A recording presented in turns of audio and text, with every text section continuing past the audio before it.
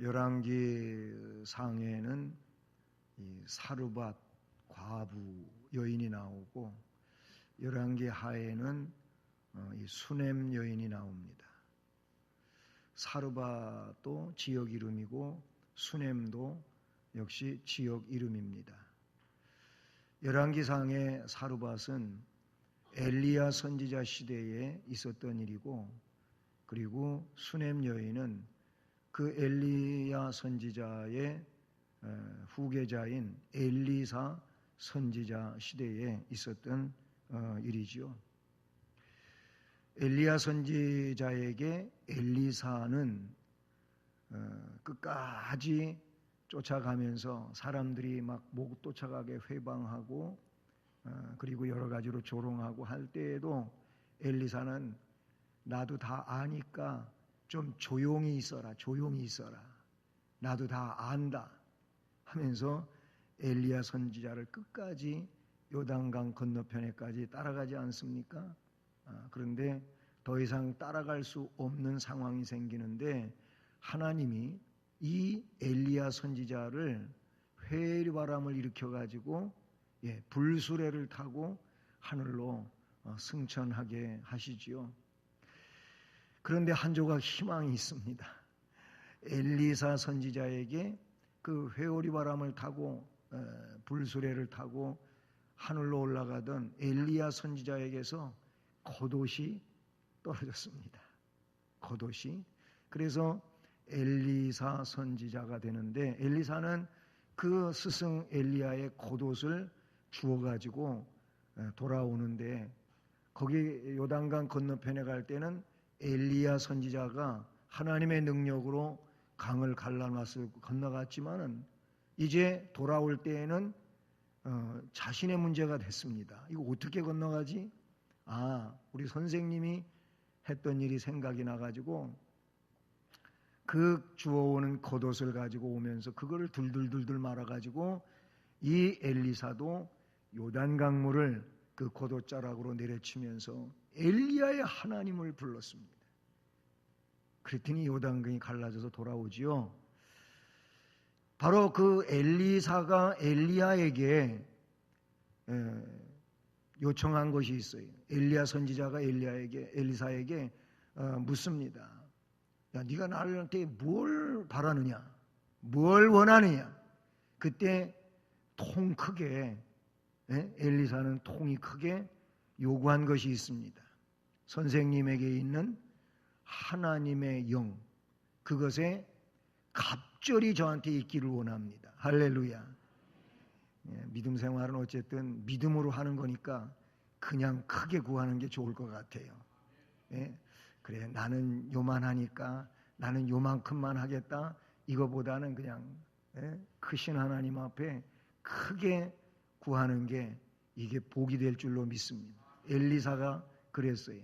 엘리사는 통이 컸어요. 그래가지고 엘리야한테 그렇게 구했어요. 그랬더니 엘리야가 야, 참 네가 어려운 걸 구한다. 그러나 하나님이 나를 데려가신다면 네가 요구하는 일이 너한테 이루어진다. 할렐루야. 그렇게 말했어요. 그래서요, 엘리야 선지자와 엘리사 선지자가 열왕기상과 열왕기하에 각각 이렇게 기록되어졌는데, 그 내용을 가만히 성경대로 살펴서 분석을 해보면은 어떤 능력을 구했다고요? 갑절의 능력을 조금 전에 했는데도 입이 안 떨어지십니까? 점심 밥 드렸는데 힘내가지고 입을 열어야지. 그런데 갑절의 능력을 구했는데 실제로 성경에 엘리야 선지자의 그 실행한 일과 엘리사 선지자의 실행한 일을 보면은 갑절에 해당함을 여러분 성경에서 우리가 볼 수 있는 것이죠. 그런데 그 엘리사 선지자 때에 오늘 이 수넴 여인이 나와요. 이 수넴은 이사갈 지파의 유업 안에 있는 지역입니다. 여호수아서 19장 18절에 수넴에 대하여 나오고 있어요. 다볼산 남서쪽에 위치하고 있어요. 길보아 산으로 이야기한다면 길보아 산 북편에 이 수넴이 위치하고 있어요. 멀리 서북쪽으로는 거기 엘리야가 바알 숭배자들, 제사장들하고 아세라 숭배자들하고 그 제사장들하고 기도 결투를 벌였던 갈멜산이 서북쪽으로 멀리 위치하고 있는다. 이 수넴은 그러니까 그 이스라엘, 즉 북왕국 어쩌면은 중심부에 이렇게 위치하고 있다. 그렇게 볼 수가 있어요. 가나안 북부 지역에 속했던 이 성읍으로 현재의 이름은 솔렘이라고 그렇게 볼 수 있다는 사실이죠.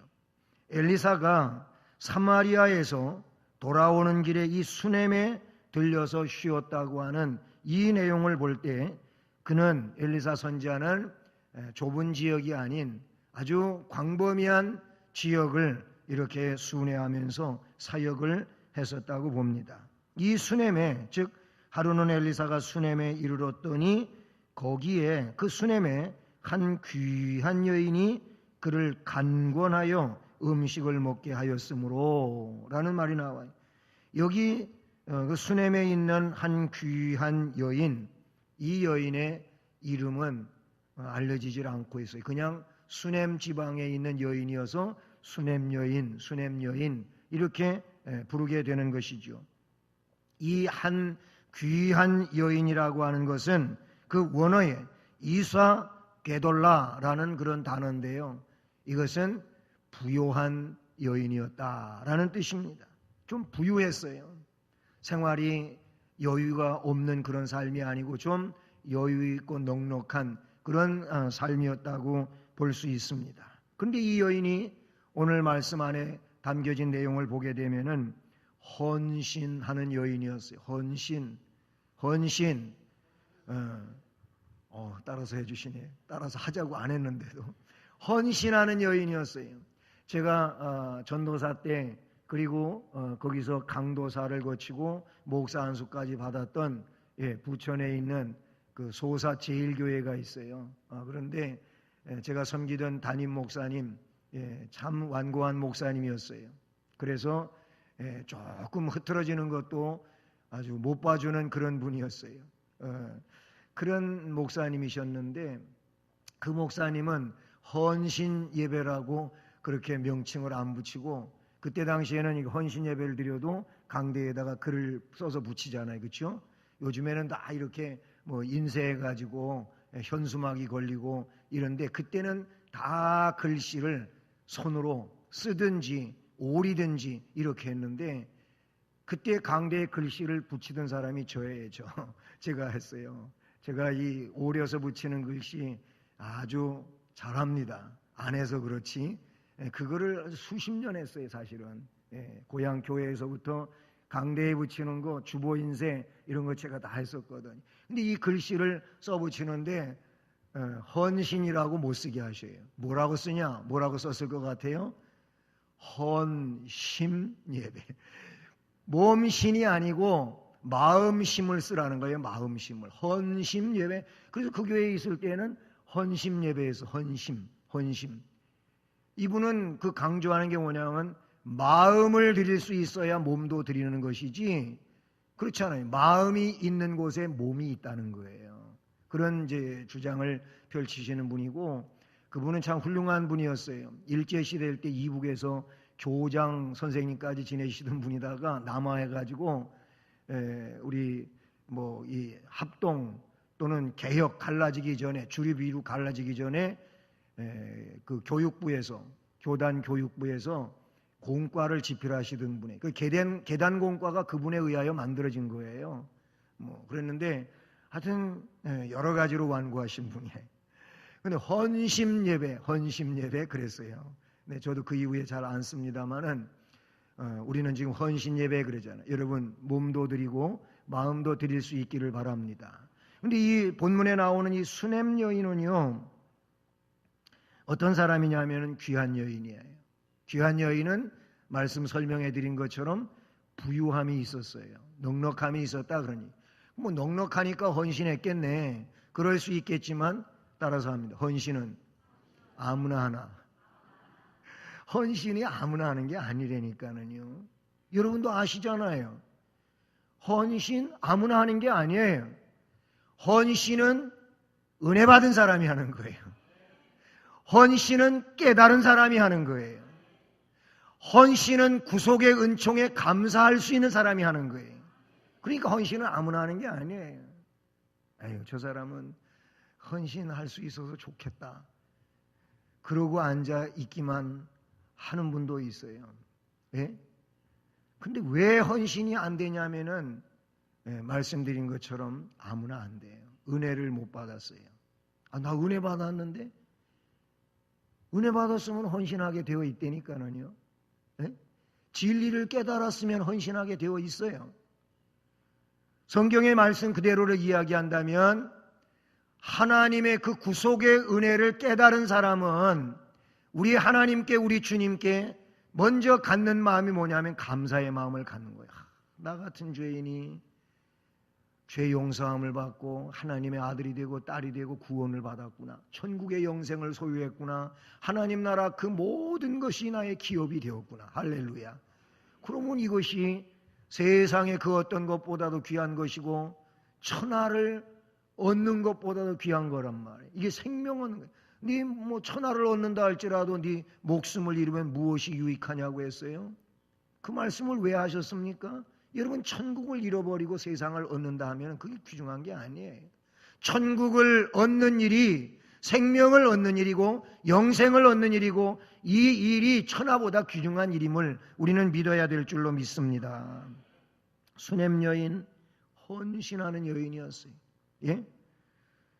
이 수냄 여인의 헌신을 본문이 이야기하고 있어요. 우선 그 얘기를 살펴보기 전에 앞에 얘기한 것처럼 헌신은 아무나 못합니다. 헌신 아무나 못해요. 헌신은 사죄의 은총과 은혜 받고 진리를 깨달은 사람들이 하게 되어 있는데 그 내용을 누가복음으로 가봅니다. 누가복음 7장. 누가복음 7장 36절로 50절까지 그렇게 기록되어진 말씀입니다. 앞에는 제가 설명을 드리죠. 누가복음 7장 36절부터 쭉 보게 되면은 여기 한 바리새인이 예수님을 자기 집에 음식 잡수시기를 원해서 초대를 했어요. 초대를 했는데 그 동네에 죄인인 한 여자가 거기에 슬며시 참여합니다. 이 사람은 정식으로 초대도 안 하는데 거기에 몰래 들어와서 예수님 가까이 오게 된 거지요. 와가지고 이 여인이 예수님 뒤로 와서 그 발 곁에 서가지고 웁니다. 눈물로 그 발을 적십니다. 자기 머리털로 발을 닦아드립니다. 그리고 그 발에다가 입맞춥니다. 향유를 부었습니다. 이 향유는 고가의 향유였습니다. 그런데 이 일에 대하여 뒤에 어떤 평가를 예수님이 말씀을 해주시는지 47절을 읽어봅니다. 시작. 이러므로 내가 네게 말하노니 그의 많은 죄가 사하여 졌도다. 이는 그의 사랑함이 많음이라. 사함을 받은 일이 적은 자는 적게 사랑하느니라. 아멘. 이것은 조금 사함을 받았으니까 난 이제 조금 사랑한다. 많이 사랑함을 받았으니까 많이 사랑한다. 자기가 느끼는 그런 내용에서보다도 이 말이 무슨 의미입니까? 주님의 사랑을 얼마만큼 느꼈느냐에 따라 가지고 다르다는 것이지요. 그러니까 그 사랑을 나는 많이 받았다고 하면은 이렇게 통 크게 사랑한다는 거예요. 그 사랑은 헌신이라고 하는 말로 바꿀 수가 있지 않습니까? 이 죄인인 한 여자는 예수님에게 울며 눈물로 그 발을 적시고 닦아드립니다. 고가의 향유를 부어서 헌신하는데 그렇게 하는 이유가 뭐냐면 주님의 은혜가 자기에게 너무 크다는 거죠. 그래서 아깝지가 않은 겁니다. 그런데 이 바리새인 시몬은 예수님을 초청해 놓고도 제대로 대접을 안 합니다. 예? 그 말은 제대로 대접 안 했다는 얘기는 뒤에 44절에서부터 나와요. 그 여자를 돌아보시며 시몬에게 이르시되 이 여자를 보느냐? 내가 내 집에 들어올 때 너는 내게 발 씻을 물 언제 주었냐? 보통 이 유대 지역에서는 손님이 들어오면 그 손님에게 먼저 발 씻을 물을 종에게 떠가지고 가게 해서, 그래서 집에 들어오기 전에 벌써 마당에서 이 발을 다 먼지를 씻어가지고 그리고 물기를 닦아서 들어오시게 해야 되거든요. 근데 이 시몬의 집에 종들도 있고 다 있는데 그 일을 안 했어요. 그것만이 아니에요. 그 다음에 이어지는 말씀을 보면은 이 여자는 눈물로 내 발을 적시고 그 머리털로 닦았다는 거예요. 너는 내게 입맞추지 아니하였는데 그는 내가 들어올 때로부터 내 발에다가 입맞추기를 그치지 아니했다. 여러분, 이 유대 지역이라든지 유럽 사람이라든지 아니면 서구 사람들은 우리는 보통 만나면은 악수하지. 어떤 사람은 악수하는데 그냥 적당히 하고 손 좀 놔줘야 되잖아요. 손을 안 놔주는 거예요. 너무 반갑다고 자기 혼자만 짚고 안 놔주고 계속 흔드니까 따라서 그냥 흔들리는 거지. 그런 분도 계십니다만 우리는 그렇게 인사하는데 앞에 얘기했던 이런 외국 사람들은 그런 인사보다도 어떻게 하면은 포옹을 합니다. 얼굴을 맞대고 포옹을 하고 그리고 볼에다가 입을 맞추는 일도 있어요. 아니면 손에다가 입을 맞추고 그렇게도 한단 말이죠. 물론 우리는 이걸 함부로 했다가는 자칫 걸려 들어간다니까. 요즘에는 그래요. 요즘에는 아이들도 그렇고 어른들도 그렇고 신체 부위를 아무데나 막 터치를 못하는 이런 상황이 됐어요. 그래서 이 담임 목사가 안수 기도를 할 때 조심해야 되겠다. 이게 진짜 머리에만 이렇게 손을 얹고 기도를 해야 되는 건가? 근데 어떤 분은 또 저희 여기가 아프니까 거기에다가 손을 얹고 또 기도를 해달라고 하는 분도 계시잖아요. 그렇게 해도 되겠습니까? 한번 제가 허락을 받고 한단 말이죠. 옛날하고 달라요. 다른데 어쨌든 이들은 인사를 그렇게 해도 한다 그런 얘기죠. 근데 넌 그렇게 안 했다. 이 뭐 포옹도 안 해주고 입 맞추지도 않았는데 이 여인은 내 발에다가 입 맞추기를 끊임없이 하고 있다는 그런 얘기. 야, 너는 내 머리에다가 그 흔해 빠진 감람류도 붓지 않았는데 이 여인은 고가의 향유를 붓지 않았느냐? 이런 말씀을 하시는 거예요. 그걸 하면서 말씀을 하시면서 47절 이러므로 내가 내게 말하노니 그의 많은 죄가 사하여졌도다. 아멘. 많은 죄가 사하여졌다는 거예요. 이는 그의 사랑함이 많다 그런 얘기예요.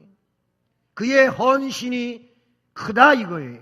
그런데 사함을 받은 일이 사실은 중대한 일이고 많은 일인데 큰 일인데도 불구하고 조그맣게 생각하는 사람들이 있다는 거예요. 이렇게 작게 생각하는 사람들이 있다는 거예요. 이런 사람들은 헌신이 안 된다는 거예요. 옥합을 절대로 깨뜨릴 수가 없는 거지요. 안 되는 거예요. 어떻게 그 아까운 것을 그냥 다 깨가지고 예수님에게다가 부어버리냐 말 한꺼번에. 그러니까 이런 거에 대해서 아까워하는 사람들은 야, 그 비싼 걸 한꺼번에 그렇게 다 부어버리냐? 그걸 차라리 비싼 값에 팔아가지고 불쌍한 사람들 도와줬으면 좋은 일 아니겠느냐? 굉장히 멋있는 얘기죠. 근데 예수님이 그 진심을 알아요. 뭐라고 얘기했냐면 도둑놈이라는 거예요. 도적이라고 말했어요. 그게 아까워서 그랬다는 거예요. 주님께 헌신하는 일은 아까운 일이 아닙니다. 믿을 수 있기를 주님의 이름으로 축복합니다. 누가복음에는 여기만 그런 내용이 있는 게 아니라 7장이었죠. 17장 외우기도 쉽지. 17장 가봅시다. 17장. 여기에는 어떤 사람들이 나옵니까? 17장 11절 이하에 가보면은 나병 환자 10명이 나와. 10명. 그죠? 거기 예루살렘으로 가시는데 사마리아와 갈릴리 사이로 지나가시다가 한 마을에 들어가셨는데 거기 누가 있어요? 나병 환자 10명이 있어요. 이 10명의 나병 환자가 예수님을 멀리서 부릅니다. 왜 가까이 와서 못 부르고 멀리서 불렀을까요? 레위기에 보면은 나병 환자, 먼저 성경에는 문둥 환자로 되어 있어요. 문둥병이에요. 그러니까 사람을 가까이 가면 안 돼. 그래서 사람이 오히려 자기한테 가까이 와도 이 사람이 나병 환자, 나병에 들은 사람은 그 정상인이 가까이 오지 못하게 어떻게 하라 그랬는지 아세요? 부정하다, 부정하다, 부정하다 이렇게 소리치라 그랬어요. 그 정상인이 자기한테 가까이 오지 못하게. 근데 이 나병 환자 10명이 공동체 생활을 하고 있는데 예수님이 멀리서 가시니까 가까이는 못 가고 멀리서 고쳐달라고 소리를 지르고 있습니다. 소리 높여 이르되 예수 선생님이여 우리를 불쌍히 여기소서 그랬어요. 예수님이 보셨어요. 그래서 예수님이 말해줍니다. 가서 제사장들에게 너희 몸을 보여라 그랬어요. 이게 뭐냐면은 이 문둥 환자, 나병 환자가 판정을 받을 때 이게 나병이냐 아니냐 판정을 받을 때 제사장이 판정을 해줬어요. 그리고 나병인으로 판정이 돼갖고 하면은 동네에 못 살아요. 예? 격리돼야 돼요. 동네 밖에 가서 살아야 돼요. 근데 나았어요. 어떻게 나았어요? 그러면 나 병 나았습니다. 이거를 다시 판정을 받아야 되는데 누구한테 가서 받아요? 제사장한테 가서 받아야 돼요. 그러니까 너희들 지금 제사장한테 가서 너희 몸을 보여라 이 말은 뭐예요? 너희들 나았다.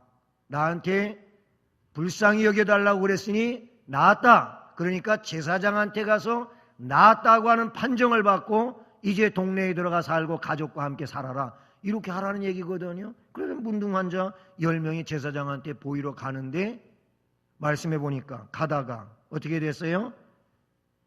깨끗함을 받았어요. 나아졌어요.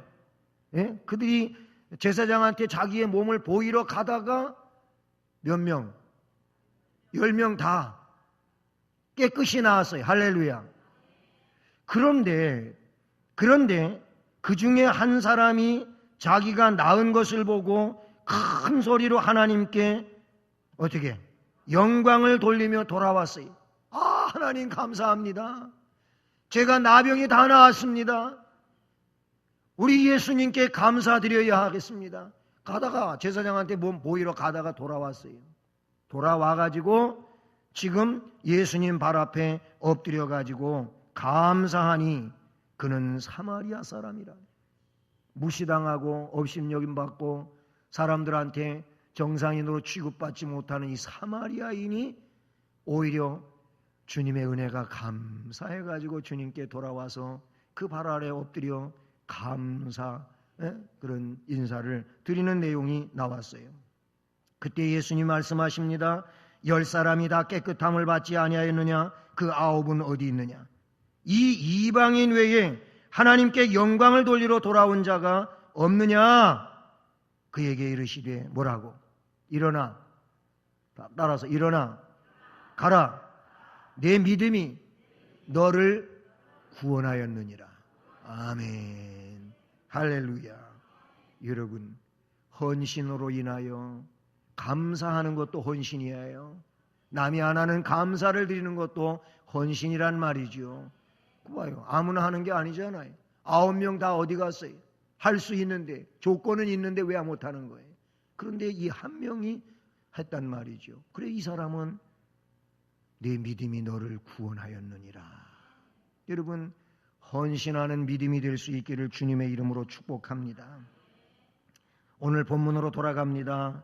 이 수넴 여인은요, 결혼했어요. 남편이 있어요. 그런데 이 여인은 아주 귀한 여인이에요. 이 여인에게 있어서 오늘 그 엘리사를 하나님의 사람이라고 부르지 않습니까? 수넴 여인이 무엇을 보고 엘리사를 하나님의 거룩한 사람이라고 했을까? 우선 그의 인격이라고 볼 수 있고 신앙이라고 볼 수 있다는 사실이죠. 엘리사가 하나님의 사람으로서 거룩한 품성을 나타내고 있었기 때문이기도 하겠지만은 이 여인이 믿음이 있었어요. 하나님의 사람을 알아보는 믿음이 있었어요. 동시에 그에게는 이런 훌륭한 신앙 인격이 있었다는 겁니다. 그래서 그녀는 엘리사의 말과 행동을 유심히 살펴보면서 그가 하나님의 뜻대로 살고 있음과 하나님이 그와 함께 하심을 분명하게 보면서 하나님의 거룩한 사람이라고 호칭할 수 있었음을 믿습니다. 그의 삶은 수냄 여인으로 하여금 하나님의 거룩한 사람임을 쉽게 증거할 수 있었다고 보는 것이죠. 성도는 구별된 무리를 뜻하는데 우리의 삶은 세상의 타락한 모습과 행위로서 그걸로부터 구별된 거룩하고 신실한 것이어야 될 줄로 믿습니다. 따라서 우리는 불신자에게 거룩한 하나님의 사람으로 보이지 않는다면 그것은 우리의 삶에 문제가 아닐 수 없는 것이죠.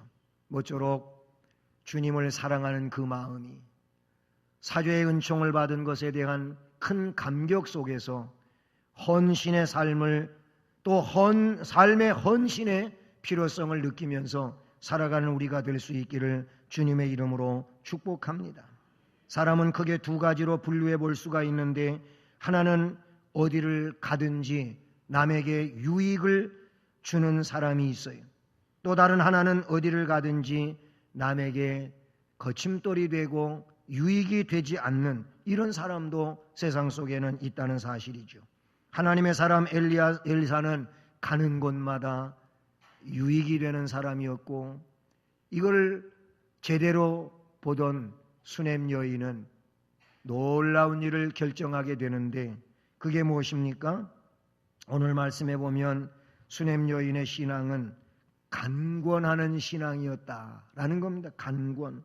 그래서 8절 하루는 엘리사가 수냄에 이르렀더니 거기 한 귀한 여인이 그를 간권하여 엘리사를 간권하여 음식을 먹게 하였으므로 엘리사가 그곳을 지날 때마다 음식을 먹으러 그리로 들어갔더라.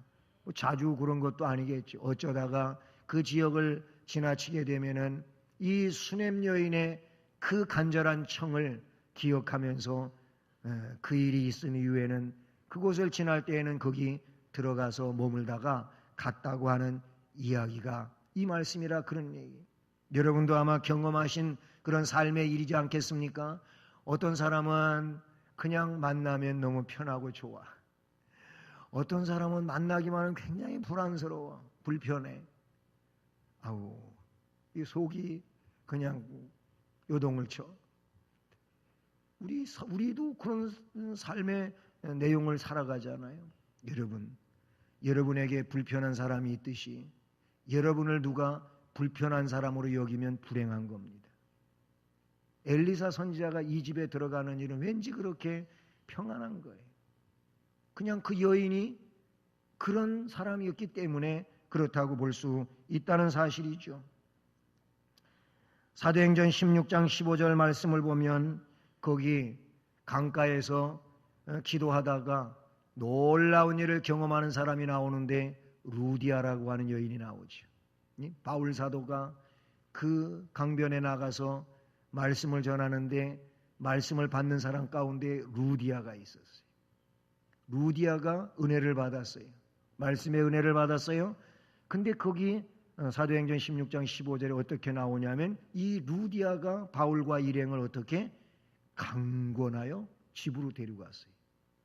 결국은 그 집이 빌립보 교회의 전신이 됐어요. 빌립보 교회가 이 루디아의 집이 빌립보 교회가 됐다니까요. 루디아가 강권하는 여인이었다고 말씀에 기록이 되어지고 있지요. 간권하는 여인, 네, 간절히 요청하는 여인, 하나님의 사람을 하나님의 사람으로 알아보고 간권하는 일은 그에게 복이 될 줄로 믿습니다. 그리고 이 여인은 경건한 신앙인이었어요. 그 여인이 하나님의 사람 엘리사에게 호의를 베풀 수 있었던 것은 그가 하나님을 경외했기 때문인 줄로 믿습니다. 이러한 경건한 신앙을 가진 자는 주의 종에게 참다운 존경과 선대의 마음을 잘 나타내 줍니다. 마태복음 10장 40절로 42절에 보면 거기 우리 주님께서 제자들이 앞으로 이제 제자의 삶을 살아갈 때 있을 일에 대하여 말씀을 해주시면서 이런 얘기를 언급하시고 선포하십니다. 너희를 영접하는 자는 나를 영접하는 것이다. 나를 영접하는 자는 나 보내신 이를 영접하는 거다. 결국 제자들을 영접하는 일은 하나님을 영접하는 거라는 거예요. 그런 표현을 쓰고 있어요. 더 나아가서 그 말씀에 보면 선지자의 이름으로 선지자를 영접하는 자는 어떤 선지자의 상을 받는답니다. 의인의 이름으로 의인을 영접하는 자는 의인의 상을 받는다는 거예요. 또 누구든지 제자의 이름으로 이 소자 중에 하나에게 냉수 한 그릇이라도 주는 자는 내가 진실로 너희에게 이르노니 그 사람은 결단코 상을 잃지 아니하리라. 그렇게 말씀했어요. 선지자의 이름으로 선지자를 대접하면 선지자의 상을 받는다. 이 말씀을 주님이 하십니다. 그러니까 여러분이 어떤 생각을 갖고 어떤 마음을 갖고 어떻게 하느냐에 따라서 여러분의 삶의 결과가 결정이 된다고 하는 것을 말씀해 주신 줄로 믿습니다. 경건하신 분으로, 경건한 믿음의 사람으로 경건을 가지고 하나님의 종이든 아니면 성도든 여러분 하나님의 이름으로, 주의 이름으로 하실 수 있기를 바랍니다. 그러면 의의 상을 받아요. 선지자의 상을 받아요. 결단코 상을 잃는 일이 없다고 말씀해 주셨습니다. 이 여인은 또 어떤 사람이냐? 남편을 존중하는 신앙인이었어요. 이 여인은 엘리사가 거처할 방을 짓기 위해서 먼저 누구하고 상의해요? 남편하고. 말씀에 나오던 내용 아닙니까? 그래서 9절에 뭐라고? 여인이 그의 남편에게 이르되 항상 우리를 지나가는 이 사람은 하나님의 거룩한 사람인 줄을 내가 아노니 청하건대 우리가 그를 위하여 작은 방을 담 위에 만들고 침상과 책상과 의자와 촛대를 두사이다. 그가 우리에게 이르면 거기에 머물리이다 하였더라. 남편이 허락했다는 말은 본문에 안 나와요. 그런데 이 여인이 남편에게 이렇게 합시다 의논을 했다는 얘기는 나와요. 그럼 남편이 그 뒤에 내용은 그렇게 된 내용이 나와요. 그러면 이 남편이 어떻게 했겠어요? 허락했어요. 우리 아내들이요, 믿음의 일, 중대한 일들 남편과 상의하시길 바랍니다. 그냥 내가 결정하면 되지. 남편이야 그냥 이런 식으로 하지 말라고. 가정의 질서는 하나님이 남편이에요. 남편이 가정의 머리요, 머리. 에베소 5장에 나오는 말씀 아닙니까? 그러니까 이 머리를 잘 세워야 돼요. 혼자 허건사님이 아멘 해야지 집사님이 그래 허건사님 들으라고 한 걸 줄 알아요. 이 가정의 질서를 잘 세워야 돼. 교회 질서는 교회의 머리는 주님이신 것처럼 주님의 뜻을 따라야지 우리가. 가정은 남편이 머리라 그랬어요. 그래서 아내들이여 남편에게 복종하라. 왜냐하면 머리라고 했기 때문에 그렇게 하라는 거예요. 예? 또 그러면은 남편이 남편 같아야지. 그런 분 또 혹 있나 모르겠어요. 그러면 안 되고 그 자체가 잘못된 거예요. 잘못됐는데 이 수냄 여인은 남편하고 상의했어요. 그러면 아내가 믿음이 있고 아내가 생각하는 일은 허튼 일이 아니고 남편이 알아. 그러니까 아이고 여보 나는 미처 그동안 생각도 못했는데 그 엄청나고 귀한 생각을 했고요. 아이고 잘했어. 내가 지지하고 허락하고 할 테니까 힘을 보탤 테니까 그렇게 하자고. 또 아내가 좋은 일을 가지고 상의해 오는데 남편이 돼가지고 또 못하게 반대하지 마시라. 그러면 안 된단 말이에요. 정말 믿음으로 생각해보고 말씀으로 생각하고 너무너무 귀중한 일이면 그거를 적극적으로 지지하고 허락하고 이래고 가야 하나님께 영광이고 복이 되지. 할렐루야. 아멘 소리 잘 안 해네. 이제 괜히 이상하게 될까봐 그러시는가. 이 여인은 그랬어요. 그래가지고 옥상에다가 여기는 담장 위라고 이렇게 돼 있는 담 위라 그랬는데 그쪽 지역은 그 당시에 이렇게 오늘날 이 슬러브식 같은 그런 집을 짓고 살았어요. 그래갖고 옥상이 거기가 굉장히 중요한 역할을 하는 곳이었어요. 그리고 손님이 오면 거기서 많이 대접을 하고 그랬었다 그래요. 거기다가 방을 들였어요. 방을 들였는데 엘리사 선지자의 방이요. 선지자의 방. 그래서 그곳 지나면 선지자가 거기 머물렀다 그러니. 근데 선지자가 와서 잠만 자고 가는 게 아니잖아요. 하나님 앞에 기도할 것이고 또 하나님의 말씀을 받을 것이고 막 그러잖아요. 그러니까 여기 보니까 꼭 필요한 것만 다 나오고 있어요. 그 방 안에다가 뭘 갖다 놔요? 의자, 아니 침상, 우리 순서대로 침상, 책상, 의자, 촛대 이걸 두자고 이야기한 거예요. 그래서 하나님의 종이 묵상할 수 있고 연구할 수 있고 기도할 수 있는 이런 일에 전념할 수 있도록 그렇게 갖춰 놓자고 했던 것입니다. 그렇게 했어요. 주의 종이 그 가정을 위해 말씀을 보고 기도할 수 있는 것은 그 가정으로서 더 없는 복이 될 줄로 믿습니다. 오늘날 그리스도인 부부가 정말로 이 수냄 여인의 가정과 같이 신앙 안에서 의견이 통일되는 복된 가정 되기를 주님의 이름으로 축복하고, 그리고 하나님의 은혜가 우리 가정 안에 이 하우스 안에 임할 수 있는 이런 일이 있어야 되지 않겠느냐. 여러분, 이 말씀에서 힌트를 얻을 수 있기를 주님의 이름으로 축복합니다. 결론은 뭡니까? 수냄 여인의 헌신, 보상받은 헌신인 줄로 믿습니다. 물론 우리는 다니엘서에 있는 것처럼 그렇게 아니해 주실지라도 우리는 몸을 드리고 마음을 드려야 되겠지만, 그리 아니하실지라도 그렇게 해야 되겠지만, 그런데 사랑의 하나님은, 우리를 긍휼히 여기시는 하나님은 우리에게 받고만 계시는 하나님이 절대 아니시더라 그거예요. 하나님은 우리에게 되돌려 주시는데 우리가 드린 것은 10개라면 하나님은 100개를 주시는 줄로 믿습니다. 하나님은 1000개를 주시는 줄로 믿습니다. 그래도 아멘을 안 하시네.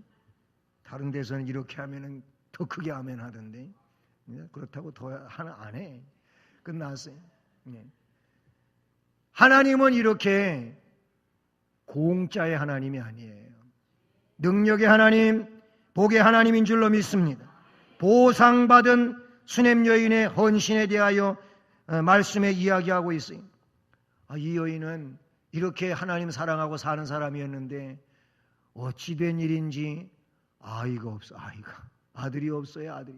그래, 엘리사 선지자가 가정에 대해서 자세히 몰랐던 것 같아. 그래가지고 게하시를 불렀어요.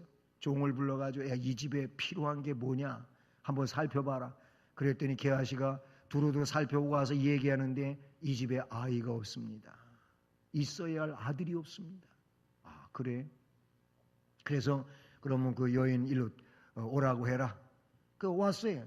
왔는데 어디에 14절에 보니까 이 여인은 아들이 없고 그 남편은 늙었나이다. 이제 아이 못 낳는 상황이 됐다는 거예요. 근데 16절에 내려가서 같이 읽어봐요. 시작.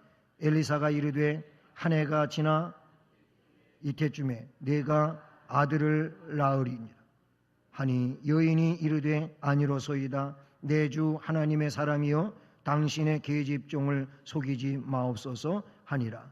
이거 뭐 아이 못 낳는 상황이 됐으니까 아이 낳는다고 그러니까 이거 못 믿었어요. 근데 엘리사 선지자가 내년 이맘때 너희 집에 아들이 태어난다는 거예요. 아유, 아닙니다. 뭐 이렇게 이제 겸손하게 했지만은 그 뒤에 오늘 본문 이후에 나오는 17절을 읽어봅시다. 시작. 여인이 과연 잉태하여 한 해가 지나 이때쯤에 엘리사가 여인에게 말한 대로 아들을 낳았더라. 아멘. 그 다음에 그때쯤에 아들을 낳았습니다. 할렐루야. 보상받은 헌신, 선지자를 그렇게 정성으로 맞이하고 모시고 그렇게 평안하게 쉬고 갈 수 있게 그렇게 거처를 만들어주고 하다가 뒤늦게 아들을 봅니다. 복이지 않습니까? 기적이지요. 여러분, 필요한 것, 꼭 필요한 것, 할 수 없는 것이지만 하나님의 은혜로 할 수 있게 되는 것은 기적이지요. 하나님 은혜인 줄로 믿습니다. 근데 이게 어찌된 일인지 아주 바로 이어지는 말씀인데 그냥 몇 년 후 이것도 없어. 뭐 이런 그 영화라든지 어떤 드라마라든지 그러면 몇 년 후, 뭐 5년 후 아니면 10년 후 이렇게 나오고 껑충 뛰잖아요. 역사를 껑충 뛰어갖고 나오는데 여긴 그것도 없어. 그것도 없는데 그 다음 18절을 보니까 그 아이가 자라매 이렇게만 돼 있어요. 하루는 추수꾼들에게 가서 그의 아버지에게 이르렀습니다. 밖에 나가 이제 논밭에서 추수를 하는데 아이가 거기 갔어요. 갔는데 햇빛이 너무 뜨거워. 그래가지고 일사병이 걸린 거예요. 머리 아파 막 그래. 그러니까 아버지가 애를 빨리 엄마한테로 보내라 그랬어요. 엄마한테 보냈어요. 엄마 품에 가서 앉아 있었어요. 거기 어디 20절에 보니까 낮까지 어머니의 무릎에 앉아 있다가 죽어버렸네. 하하.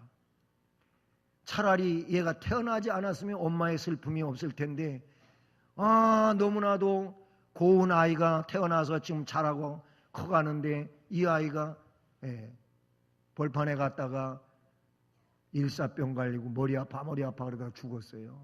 그러니 이 여인이 남편한테 전가를 보내고 그리고 엘리사 선지자가 있는 곳으로 지금 짐승을 타고 부지런히 갑니다. 부지런히 갔어요. 가가지고 선지자를 모시고 오게 되지요. 그래가지고 이 아이를 선지자가 살리는 얘기가 쭉 이어지고 있다는 사실이죠. 어디에? 34절 말씀 읽어봅니다. 시작. 아이 위에 올라가 엎드려 자기 입을 그 입에, 자기 눈을 그의 눈에, 자기 손을 그의 손에 대고 그의 몸에 엎드리니 아이의 살이 차차 따뜻하더라. 엘리사가 내려서 집 안에서 한 번 이리저리 다니고 다시 이의 위에 올라 엎드리니 아이가 7번 재채기하고 눈을 뜨는지라. 아멘. 살아났어요.